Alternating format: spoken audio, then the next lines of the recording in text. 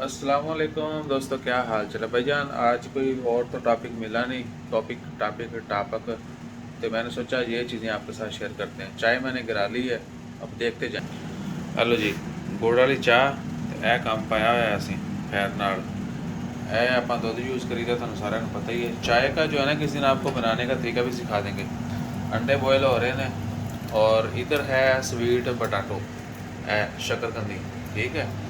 ये air fryer है, इसका भी रिव्यू देना चाहिए वैसे किस दिन, जो ना आपके साथ शेयर करेंगे। बड़ी ज़बरदस्त चीज़ है।